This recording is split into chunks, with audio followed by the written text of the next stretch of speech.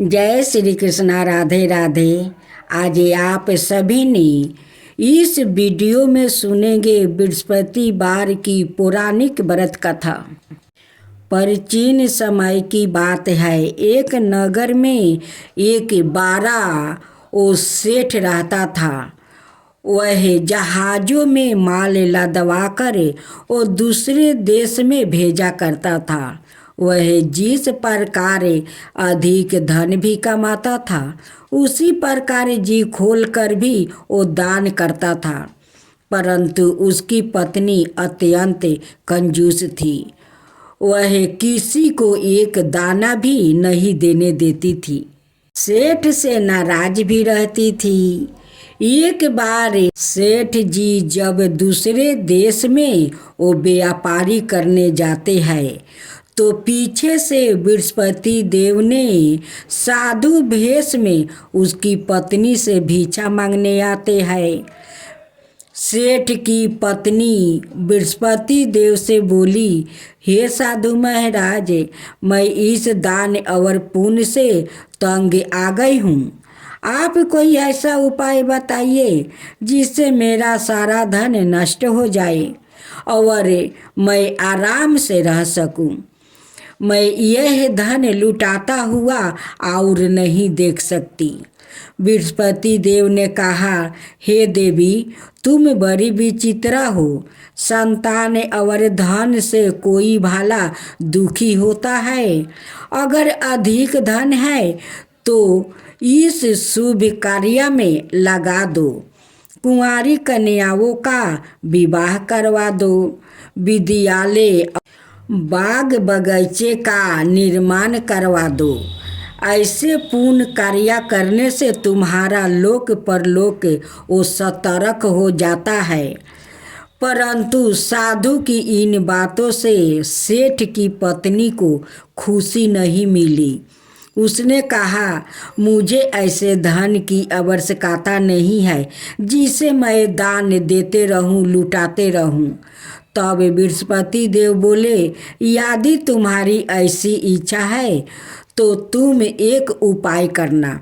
7 बृहस्पतिवार घर को गोबर से लिपना, अपने केशों को पीली मिट्टी से धोना, केशों को धोते समय स्नान करना, सेठ जी से हजामत बनाने को कहना, भोजन में मांस मदिरा खाना, कपड़े अपना घर धोना। ऐसे करने से तुम्हारा सारा धन नष्ट हो जाएगा। इतना कहकर बृहस्पति देव अंतर्ध्यान हो जाते हैं। सेठ की पत्नी ने बृहस्पति देव के कहे अनुसार 7 बृहस्पतिवार वैसा ही करने का निश्चय किया। केवल 3 बृहस्पतिवार बीते थे कि उसी समस्त धन संपत्ति सब कुछ नष्ट हो गया और वह परलोक सिधार गई। जब सेठ वापस आया तो उसने देखा कि उसका सब कुछ नष्ट हो गया है। उस सेठ ने अपनी पुत्री को सांत्वना दी और दूसरे नगर में जाकर वो बस गया। वहाँ वो जंगल से लकड़ी काट कर लाता है और शहर में बेचता है। इस तरह वह अपना जीवन व्यतीत करने लगा। एक दिन उसकी पुत्री ने दही खाने की इच्छा प्रकट की, लेकिन सेठ के पास दही खरीदने के पैसा नहीं था। वो अपनी पुत्री को आश्वासन देकर वो जंगल में लकड़ी काटने चला गया। वहाँ एक वृक्ष के नीचे बैठकर अपनी पूर्व दशा पर विचार कर रोने लगा। उस दिन बृहस्पतिवार था। तभी वहाँ बृहस्पति देव साधु के रूप में सेठ के पास आकर और बोले, हे मनुष्य, तू इस जंगल में किस चिंता में बैठा है? तब सेठ बोला, हे महाराज, आप सब कुछ जानते हैं। इतना कहकर सेठ अपनी कहानी सुनाकर वो रो पड़ा।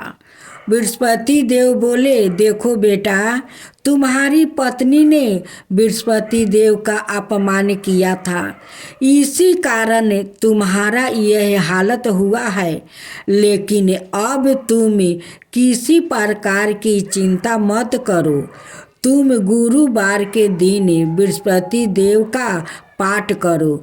2 पैसे के चने और गुड़ को लेकर जल के लोटे में शक्कर डालकर वह अमृत बनाओ और प्रसाद अपने परिवार के सदस्यों में बांट दो। कथा सुनने वाले में भी बांट दो। सवाए प्रसाद और चरणामृत लो। भगवान तुम्हारा अवश्य कल्याण करेंगे। साधु की बात सुनकर सेठ बोला, महाराज, मुझे तो इतना भी नहीं बचता कि मैं अपनी पुत्री को दही लाकर दे सकूं। इस पर साधु जी बोले, तुम लकड़ी शहर में बेचने जाना। तुम्हें लकड़ियों के दाम में पहले से चौगुना मिलेगा, जिससे तुम्हारे सारे कार्य सिद्ध हो जाएगा। उसने लकड़ियाँ काटी और शहर में बेचने के लिए चल पड़ा।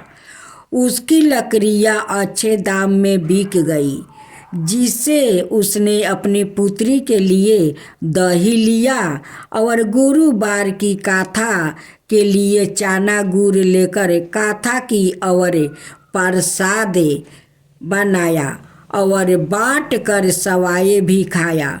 उसी दिन से उसकी सभी कठिनाई दूर होने लगी। परंतु अगले बृहस्पतिवार को वो कथा कराना भूल गया था। अगले दिन वहाँ के राजा ने एक बड़े यज्ञ का आयोजन कर पूरे नगर के लोगों के लिए वो भोजन का आयोजन किया था। राजा की आज्ञा अनुसार पूरा नगर राजा के महल में वो भोजन करने गया। लेकिन सेठ वो उसकी पुत्री तनिक विलंब से पहुँचे और उन दोनों को राजा ने महल में ले जाकर भोजन करवाया। जब वो दोनों लौट कर आया तब रानी ने देखा कि उसकी खूंटी पर टंगा हार गायब हो गया है। रानी को सेठ और उसकी पुत्री पर संदेह हुआ कि उसका हार उन दोनों ने ही चुराया है। राजा की आज्ञा से उन दोनों को कारावास की कोठरी में कैद कर दिया गया। कैद में पड़कर दोनों अत्यंत दुखी हुआ। वहाँ उन्होंने बृहस्पति देव को स्मरण किया। बृहस्पति देव ने प्रकट होकर सेठ को उसकी भूल का आभास करवाया और उन्हें सलाह दिया कि गुरुवार के दिन कैद खाने के दरवाजे पर तुम्हें 2 पैसा मिलेगा। उनसे तुम चने और मुनका मंगवा कर विधि पूर्वक बृहस्पति देव का वो पूजा करना। तुम्हारे सब दुख दूर हो जाएगा। बृहस्पतिवार को कैद खाने के द्वार पर उन्हें 2 पैसा मिला। बाहर सड़क पर एक स्त्री जा रही थी। सेठ ने उसे बुलाकर गुड़ और चने लाने को कहा। इस पर वो स्त्री बोली, मैं अपनी बहू के लिए गहने लेने जा रही हूँ, मेरे पास समय नहीं है। इतना कहकर वो चली गई। थोड़ी देर बाद वहाँ से एक औरत निकली। सेठ ने उसे बुलाकर कहा कि हे बहन, मुझे बृहस्पति की कथा करानी है, तुम मुझे 2 पैसा का गुड़ चना ला दो। बृहस्पति देव का नाम सुनकर वो औरत बोली, भाई, मैं तुम्हें अभी गुड़ चना लाकर देती हूँ। मेरा तो एकलौता पुत्र मर गया है। मैं उसके लिए कफन लेने जा रही थी, लेकिन मैं पहले तुम्हारा काम करूँगी, उसका बाद अपने पुत्र के लिए कफन लेकर जाऊँगी। वो औरत बाजार से सेठ के लिए गुड़ चने ले आई और सवाए भी बृहस्पति देव की कथा सुनी। कथा के समाप्त होने पर वो औरत कफन लेकर अपने घर गई। घर पर लोग उसके बेटा की लाश को राम नाम सत्य है कहते हुए शमशान ले जाने की तैयारी कर रहे थे। औरत बोली, मुझे अपने बेटा का मुख देख लेने दो। अपने बेटा का मुख देखकर उस औरत ने उसके मुंह में प्रसाद और चरणामृत डाल दी। प्रसाद और चरणामृत के प्रभाव से वह पुनर्जीवित होकर उठ गया। पहली स्त्री जिसे बृहस्पति देव का निरादर किया था, वो जब अपने पुत्र के विवाह हेतु पुत्र वधू के लिए गहने लेकर लौटी और जैसे ही उसका पुत्र घोड़ी पर बैठकर निकला, वैसा ही घोड़ी ने ऐसी उछाल मारी कि वह घोड़ी से गिरकर मर गया। यह देखकर स्त्री रो रो कर बृहस्पति देव से क्षमा याचना करने लगी। उस स्त्री की याचना से बृहस्पति देव साधु वेश में वहाँ पहुँच गया। कहने लगा कि देवी, तुम्हें अधिक विलाप करने की आवश्यकता नहीं है। यह बृहस्पति देव का अनादर करने के कारण हुआ है। तुम वापस जाकर मेरे भक्त से क्षमा मांग कर कथा सुनो, तब ही तुम्हारी मनोकामना पूर्ण होगी। जेल में जाकर उस स्त्री ने सेठ से माफ़ी मांगी और कथा सुनी। कथा के उपरांत वह प्रसाद और चरणामृत लेकर अपने घर वापस गई। घर आकर उसने चरणामृत अपने मृत्यु पुत्र के मुख में डाल दी। चरणामृत के प्रभाव से उसका पुत्र भी जीवित होकर उठ गया। उसी रात बृहस्पति देव राजा के सपने में आए और बोले, हे राजन, तूने जिसे सेठ और उसकी पुत्री का जेल में कैद कर रखा है वो बिल्कुल निर्दोष है। तुम्हारी रानी का हार वही खूंटी पर टंगा है। दिन निकला तो राजा रानी ने हार खूंटी पर लटका हुआ देखा। राजा ने उस सेठ और उसकी पुत्री को राही करवा दिया और उन्हें आधा राज्य देकर उसकी पुत्री का विवाह ऊंचा कुल में करवा कर दहेज में हीरे जवाहरात दिया। तब बोलो बृहस्पति देव की जय, बृहस्पति महाराज की जय। विष्णु चालीसा। विष्णु सुनिए बिनाए, सेवक की जीति लाए। कीरत कुछ बरने करूं, दीजो ज्ञान बताए। नमो विष्णु भगवान खरारी, कष्ट नसवने अखिल बिहारी। परबल जगत में शक्ति तुम्हारी, त्रिभुवन फैले रही उजियारी। सुंदर रूप मनोहर सूरते, सरल स्वभाव मोहिनी मूरते। तन पर पीतम्बरी अति सोहती, भजंती माला मन मोहता। शंख चक्र कर गदा बिराजे, देखत दैत्य असुर दर भाजे।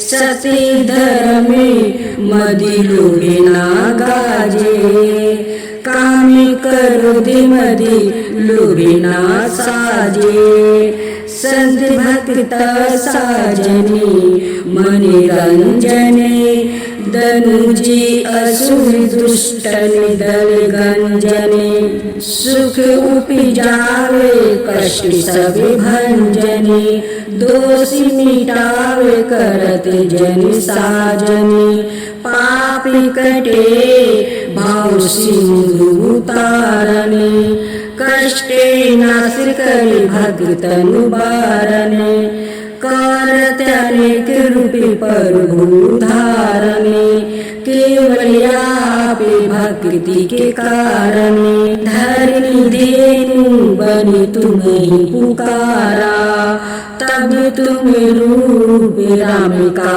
धारा मार उतार असुर दल मारा रावण आदि की को संहारा आपे 12 रूप बनाया हिरण्यकश्यप को प्रभु मार गिराया धर्म चितय तनि सिंधु बनाया 14 रतन को निकाला अमील के असुर ने धूम मचाया रूपी मोहिनी आप दिखाया देवन को अमृत पानी कराया असुरन को छवि से बहलाया कर में रूप धर सिंधु समझाया मंदिराचल गिरी तुरंत उठाया शंकर का तुम्हें फंद चुराया भस्मासुर को रूप दिखाया वेदन को जब असुर डुबाया कर पर बंदे उन्हें ढूंढवाया मोहित बन कर खलहि नचाया उसही कर से भस्म कराया असुर जलंधर अति बलदाई शंकर से उनकी नहीं लड़ाई हार पार शिव सकल बनाई किन सती से छल कल जाई सुमिरन किन तुम्हें शिवदानी बतलाई सब विपत कहानी सुनाई तब तुम बने मुनि सवर ज्ञानी बिंदा की सब सुरति भुलानी देखत तीने दनुजे शैतानी बिंदा आए तुम्हें लपेटानी हो अस्पर्श धर्मे छाती मानी हानि असुर शिव सोतानी तुमने दुर्ग पहला उबारे हिरण्य कशबु आदि के खल मारे गणिका और अजमेर तारे बहुत भक्ति भाव सिंधु तारे हरहु सकल